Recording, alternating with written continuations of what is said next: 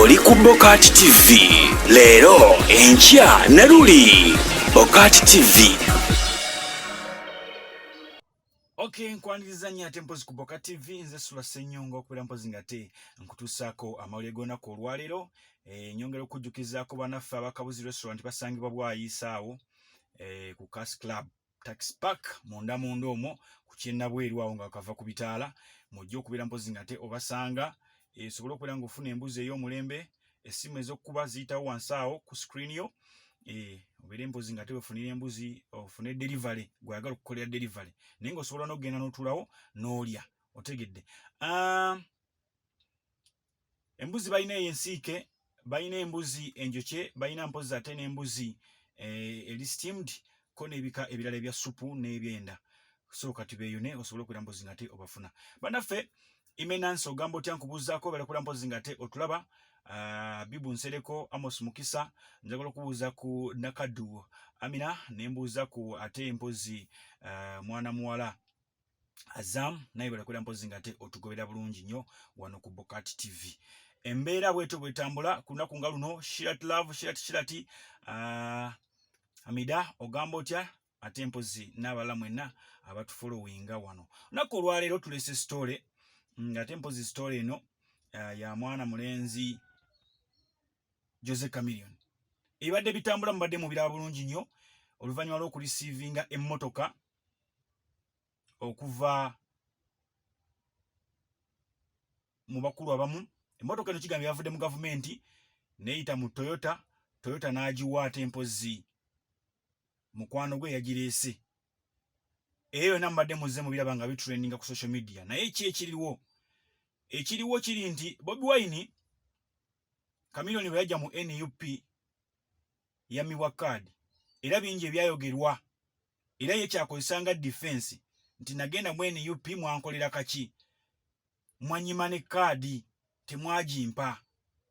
Naye abaana batandise okuzza akatambi akalaga nti mbutuufu Bobi Wine ate okubanga atambulirako amagezi n'okumanya kwa Katonda. Akatambi kano yali ku stage yemu ne ka Jose Chameleon nga Jose Chameleon yali akola show ye gye bayise legendary concert baali bagiyise. Kati mwami Bobi Wine n'ayimba one day you are an NRM and another day you were people power.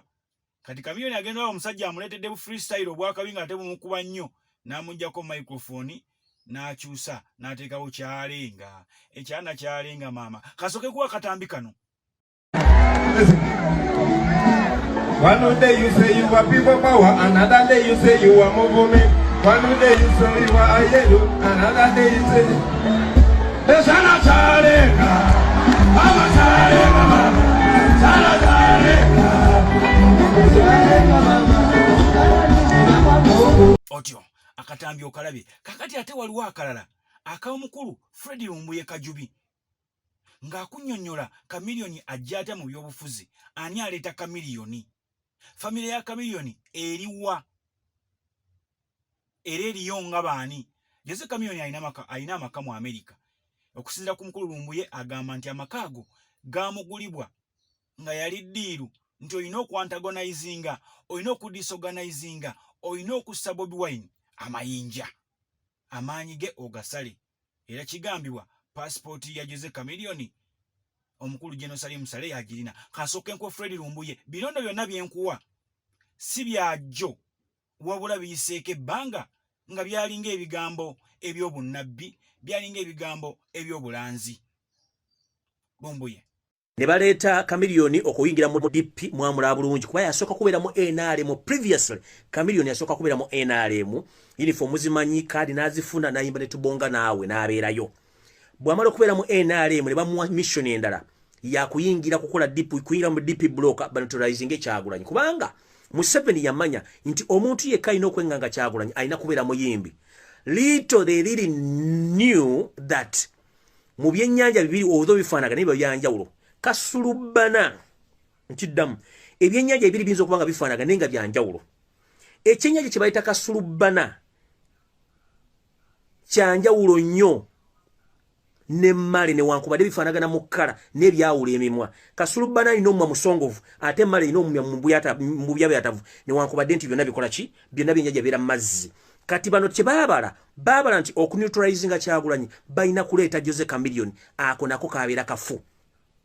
Bwe bamuteeka mu kkala ya NRM ya kyenvu ne balaba nga tekijja bakolera kubanga public ekimanyi tebaagala NRM. Ne bamuteeka mu DP block ne bamubaza guli najja n'afuna kaadi ya DP omuntu ogwo omu. Bwe bamuteeka mu kkala ya DP nemba kuba nemba yuza bonna flat. Ne kisooka ne kibulamu. Bwe kimala okubulamu ono Chameleon bagenda okulanga tajja abuze. Before nga tannagenda bino byonna diru gye basooka omuwa bamuwa ssente empya n'enkadde. Agende akole mbyayagala ngamuyira mission gye bagenda omusindika kwe kunolazinga Kyagulanyi. Me bamuwa ssente n'agenda mu America n'agula amakaage.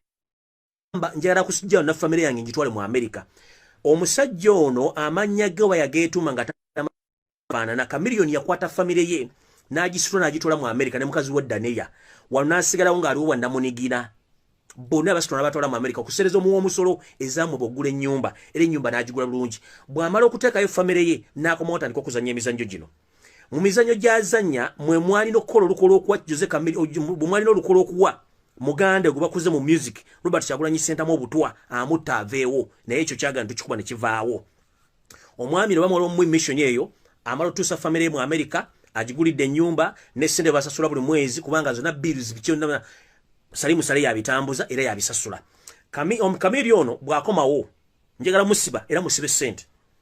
Chameleon wagenda mu DP block ng'amaze okuwa ssente zo zonna ziwali osabye n'omusingo ne bagukwerako.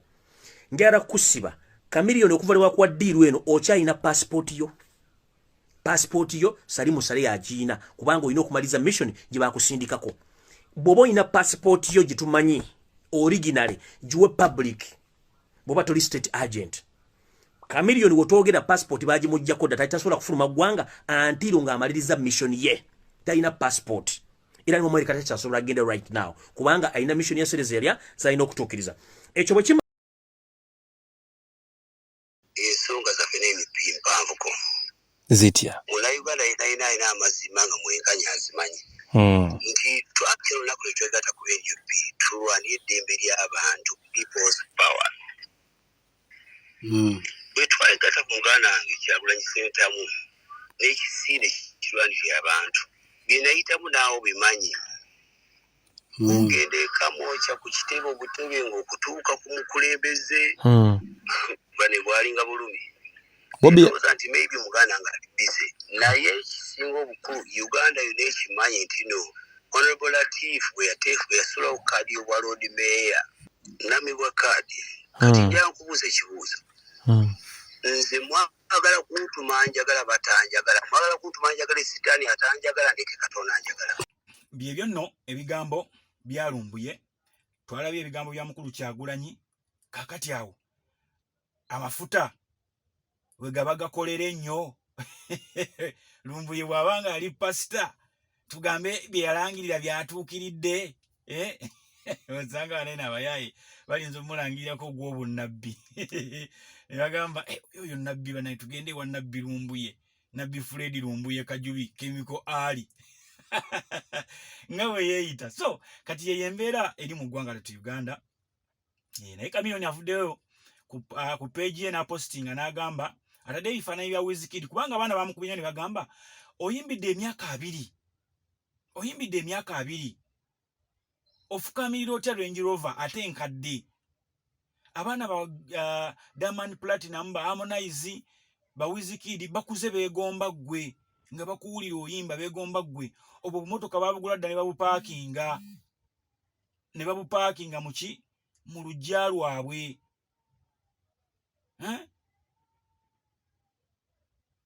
naye gwe obufukamirya Morova naye akakuwadde nga atamidde yenna mutamivu afukamiridde omutamiivu.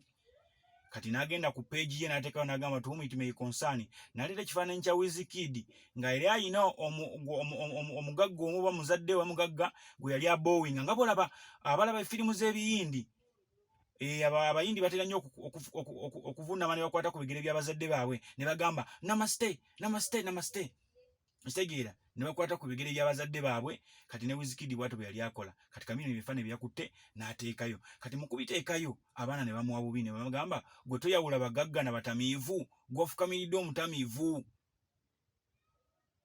What do you have to say about ebikola bya Jose Chameleon?